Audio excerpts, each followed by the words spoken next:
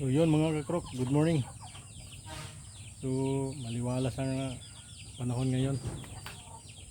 So sa wakas umaraw din. So oras na naman ng papakaya tayo ng mga alaga nating manok.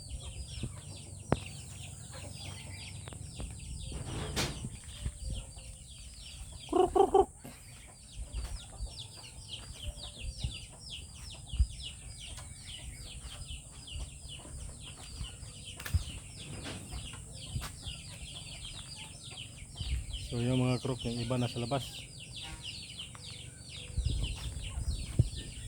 So pakainin natin yung nakakulong natin.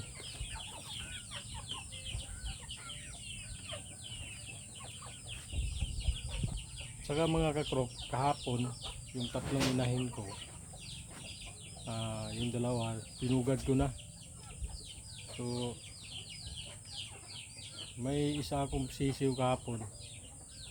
So actually hapon na, itatapon ko na sana yung mga bugok yung hindi napisa, pero nung itapon ko na, narinig ko pa sa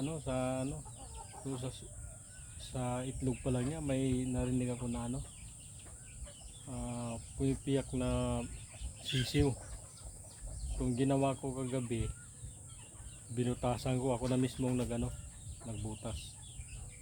So ngayon i-check natin ngayon pagkatapos natin pakainin yung mga manok yung malalaki. So i-check natin kung nabuhay ba siya, kasi tatapon ko na sana yun kasi hindi nga siya napisa, malalaki na yung mga niya. So i-check natin, pakainin muna natin yung mga manok natin mga kakrok.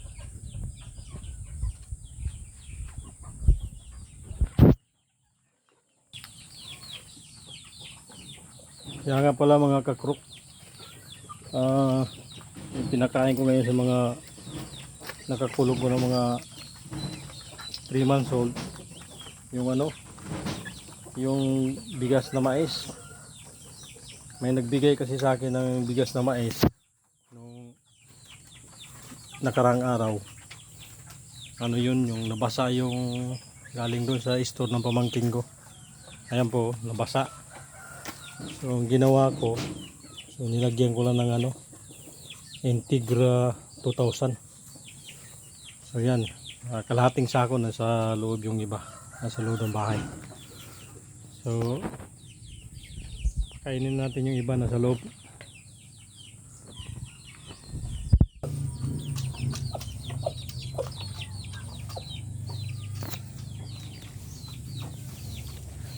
So bisitahin natin yung pinugad ko kahapon sa ginahin, ang nabuhay ba yung uy.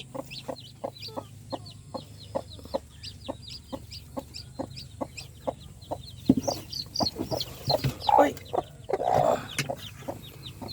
Alhamdulillah nabuhay siya.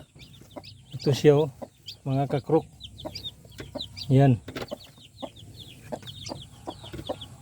Uy.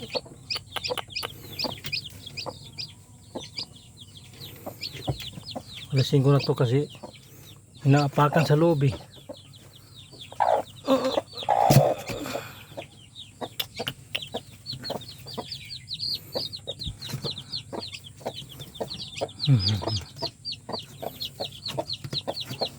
naapakan niya yung isa.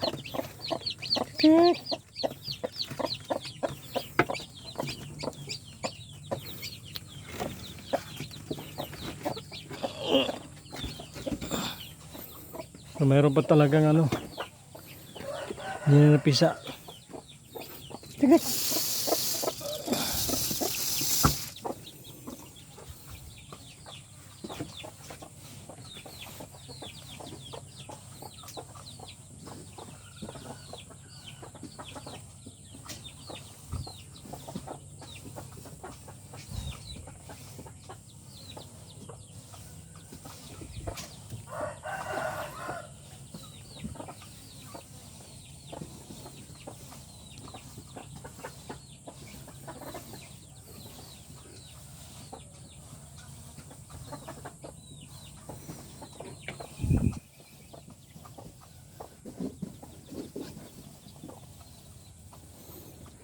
Wala na. So sa 10, may 4 na tira. Bugok na. Ang nangyari kasi sa mga inahin ko na to, nangingitlog sila na panay ulan. So pag bumaba sila, basa yung paa. So nababasa yung itlog nila. Kaya marami ang nabugok.